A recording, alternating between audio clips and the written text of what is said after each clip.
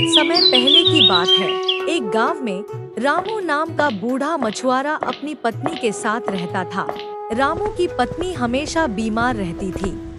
एक बार रामू की पत्नी को बहुत तेज बुखार हो गया। अरे भाग्यवान, तुम्हारा तबीयत तो और भी बिगड़ गया है। रुको, मैं पास वाले गांव से वैद्य या हकीम को बुला के लाता हूँ। रामू ने पास वाले गांव से वैद्य जी को बुलाकर लाया और अपने पत्नी का इलाज करवाया। अगले दिन रामू सुबह उठा। उसने अपने पत्नी के सर पर हाथ रखा, लेकिन उसकी पत्नी को अभी तक बुखार था। अरे भाग्यवान, तुम्हारा तबीयत में कोई सुधार नहीं आ रहा है। लगता है तुम्हें कोई शहर का बड़ा डॉक्टर दिखाना पड़ेगा। अभी मैं चलता हूँ मछली पकड़ने के लिए। आते समय तुम्हारे लिए दवाई लेते आऊंगा।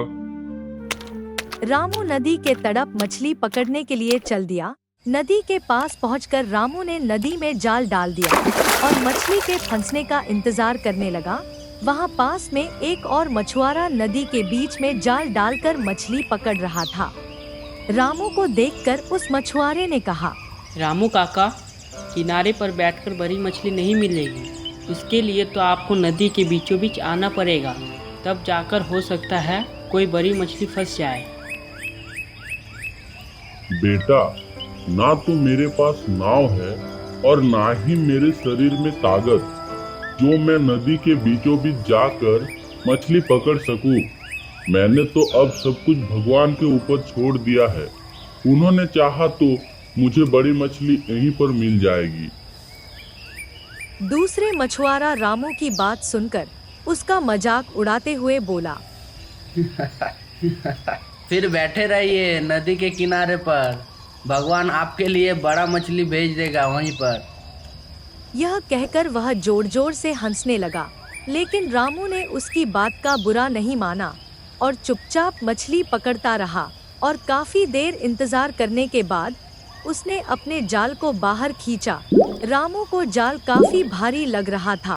उसे लग रहा था कि जैसे कोई बड़ी मछली फंसी है, लेकिन जैसे ही रामू ने जाल को बाहर निकाला, उसका सारा जोश ठंडा पड़ गया, क्योंकि जाल में मछली तो क्या एक घोंघा तक नहीं फंसा था, बल्कि जाल में ढेर सारा कचरा जैसे प्लास्टिक की बोतल, टूटे हुए जूते, चप्पल फंसे हुए थे।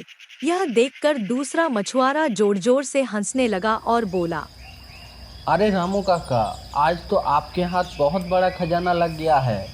इसी तरह अगर आपको रोज खजाना मिलता रहा तो एक दिन जल्द ही आप बहुत बड़े आदमी बन जाएंगे। रामू ने उसकी बात को अनसुनी कर दिया और बिल्कुल भी ध्यान नहीं दिया। बस मन ही मन बोला, हे भगवान, कैसे लोग बनाए हैं आपने। दुनिया में जो नदी हमें पीने के लिए पानी और खाना देती है, लोग उसमें ही ना जाने क्या क्या गंदगी डाल देता है। उसके बाद रामू ने फिर से जाल डाल दिया और मछली फंसने का इंतजार करने लगा। काफी देर बैठे रहने के बाद रामू ने जाल को बाहर निकाला और देखा तो उसके जाल में छोटी छोटी मछलियां फंस गई थी। सुबह से मेहनत करने के कारण रामू का बूढ़ा शरीर काफी थक गया था, इसलिए जितनी भी मछलियां फंसी थी उनको लेकर वह बाजार की तरफ चल दिया, ताकि उनको बेचकर कुछ पैसे कमा सके। दिन भर रघु ग्राहकों का इंतजार करता रहा, मगर छोटी मछलियां होने के कारण उससे मछली खरीदने के लिए कोई भी नहीं आया। आसपास जो मछुआरे मछली बेच रहे थे, उनके पास बड़ी बड़ी मछलियां थी। उनकी सारी मछलियां देखते ही देखते बिक गई। रामू बैठा हुआ सोच रहा था कि अब तो शाम होने को आई है और आप बाजार भी बंद होने वाला है, लेकिन अभी तक मेरे पास एक भी ग्राहक नहीं आया। सोचा था अगर थोड़ा सा पैसा मिल जाता तो अपनी बीबी के लिए खाना और कुछ दवाई लेकर जाता। बेचारी बुखार से तड़प रही है। तभी रामू यह बात सोच ही रहा था कि वहाँ एक आदमी आया और रामू से बोला, बाबा, यह मछलियाँ कितने की बेच रहे हो? बेटा, इसकी कीमत तो 200 रुपया है, लेकिन बाजार बंद होने का समय हो गया है, इसीलिए मैं तुम्हें 150 रुपया में ही दे दूंगा। बाबा, 150 रुपए तो ज्यादा है। मैं तो इसके केवल 100 रुपए ही दे सकता हूँ, और वैसे भी बाजार तो बंद होने वाला है। अब कोई आपकी मछलियाँ खरीदने तो कोई नहीं आ रहा। इससे पहले यह खराब हो जाए, इन्हें आप मुझे 100 रुपए में बेच दो। रामू उसकी बात सुनकर मायूस हो गया, लेकिन फिर उसने 100 रुपए में मछलियाँ उस आदमी को दे दिया। तब तक बाजार भी बंद हो गया था। रामू ने अपनी दुकान समेटी और घर की तरफ चल दिया। अभी वह थोड़ी दूर ही गया था कि उसे पेड़ के नीचे एक साधु बैठे हुए नजर आए। साधु ने रघु को पास आने का इशारा किया। रामू उनके पास पहुंचा और उन्हें हाथ जोड़कर नमस्कार किया।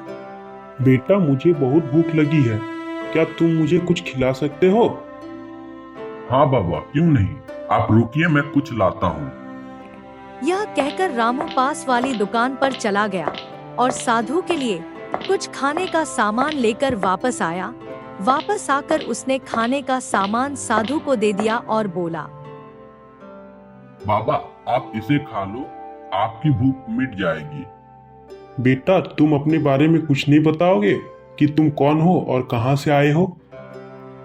तब रामू ने अपने बारे में साधु बाबा को सब कुछ बता दिया। साधु समझ गए यह बहुत भला और दयालु इंसान है।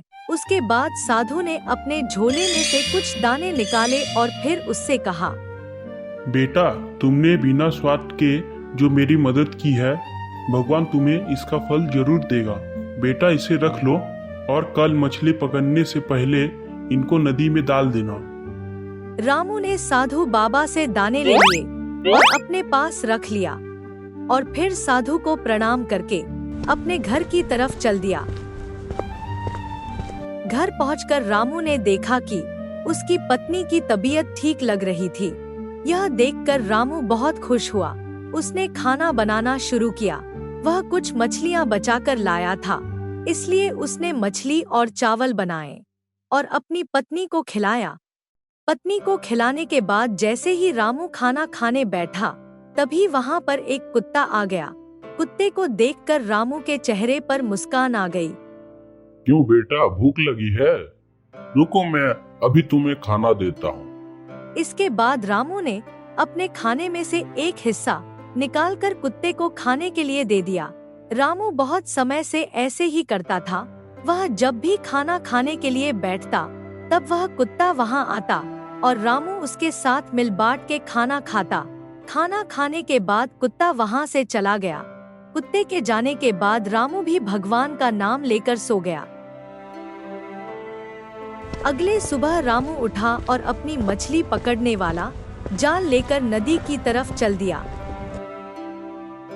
रामू नदी में जाल डालने लगा, लेकिन तभी उसे साधु बाबा के दिए हुए दानों की याद आई।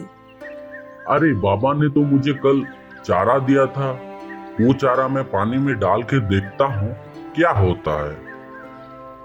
रामू ने अपनी जेब से दाने निकाले और नदी में डाल दिए और फिर उसके बाद उसने वहां अपना जाल डाल दिया। जाल को डाले हुए अभी थोड़ी ही देर हुई थी कि रामू को लगा जैसे जाल में कोई भारी चीज फंस गई है। रामू जोर लगाकर जाल को खींचने लगा, लेकिन उसकी उम्र ज्यादा होने के कारण उसे जाल खींचने में बहुत परेशानी हो रही थी। लेकिन जैसे तैसे उसने काफी देर मेहनत करने के बाद जाल को बाहर निकाल ही लिया। जैसे ही उसकी नजर जाल के अंदर पड़ी, वह हैरान हो गया कि जाल के अंदर एक बहुत ही बड़ी मछली फंसी हुई थी। पास में दूसरा मछुआरा भी यह सब कुछ देख रहा था। इतनी बड़ी मछली को देखकर वह आश्चर्यचकित रह गया। उसने मन ही मन सोचा, इतनी बड़ी मछली अगर मुझे मिल जाए तो महीने भर की कमाई एक ही दिन में हो जाएगी। यह सोचकर वह रामू से मछली छीनने की योजना बनाने लगा। उधर रामू इन सब बातों से अनजान उस मछली को लेकर वहां से जा रहा था। तभी उसे जोर से धक्का लगा और वह नीचे गिर पड़ा और मछली भी उसके हाथ से छूट गई। उसे दूसरे मछुआरे ने धक्का दिया था। जैसे ही रामू नीचे गिरा, वह मछुआरा मछली लेकर भागा। रामू यह देखकर जोर जोर से चिल्लाने लगा, ये चोर मेरी मछली लेके भाग रहा है, कोई उसे पकड़ो, कोई तो मेरी मदद करो। लेकिन रामू की पुकार सुनने वाला वहाँ कोई नहीं था जो उसकी बात सुनता। लेकिन तभी वहाँ पर एक कुत्ता आया। यह वही कुत्ता था जिसे रोज रामू अपने साथ रोटी खिलाता था। वह कुत्ता चोर की तरफ भागा और उसके पैर को पकड़ लिया और कई जगह काट भी लिया। जब मछुआरा नीचे गिरा तो मछली भी उसके हाथ से छूट गई। मुझे कोई तो बचाओ, एक कुत्ता तो मुझे मार ही डालेगा। उसका चिल्लाना सुनकर आसपास के लोग वहां इकट्ठे हो गए। इतने सारे लोगों के सामने अपनी पोल खुलने के डर से मछुआरा मछली वहां छोड़कर भाग गया। तब तक रामू भी वहां पहुंच गया। लोगों ने उस मछली को उठाकर रामू को दे दिया। रामू ने लोगों को धन्यवाद दिया। जब सभी लोग चले गए तब रामू ने मछली अपने हाथ में पकड़ा और सोचने लगा। इस मछली को बेचने से पहले इसका थोड़ा सा हिस्सा मैं अपने लिए रखूंगा। यह सोचकर रामू मछली को घर ले आया और मछली को काटने के लिए चाकू उठाया। जैसे ही रामू ने मछली को काटा, उसके अंदर से एक बहुत ही कीमती अनमोल हीरा निकला। हीरे को देखकर रामू की आंखें फटी की फटी रह गई। वह सोचने लगा, इस हीरे की कीमत तो लाखों में होगी। इसको बेचने के बाद तो मुझे सारी उम्र कुछ भी करने का जरूरत नहीं पड़ेगी। तभी रामू को साधु बाबा की याद आई, जिन्होंने उसे नदी में डालने के लिए दाने दिए थे। इसमें से आधा हिस्सा तो उस साधु बाबा का भी बनता है। यह सोचकर रामू वहां पहुंचा जहां कल साधु बाबा उसे मिले थे। लेकिन जब वहां पहुंचा तो साधु वहां नहीं था। वहां सिर्फ साधु बाबा की चादर पड़ी थी जिस पर वह कल बैठे हुए थे। रामू ने आसपास के लोगों से पूछा तो लोगों ने बताया, यहाँ कभी किसी साधु को नहीं देखा। रामू यह सुनकर बहुत हैरान हुआ। वह सोचने लगा, वो साधु बाबा कौन थे? क्या स्वयं भगवान मेरी मदद करने के लिए साधु का भेष बनाकर आए थे और मेरे नसीब को बदल कर चले गए? यह सोचकर रामू आंख बंद करके वहीं बैठ गया और साधु का धन्यवाद करने लगा।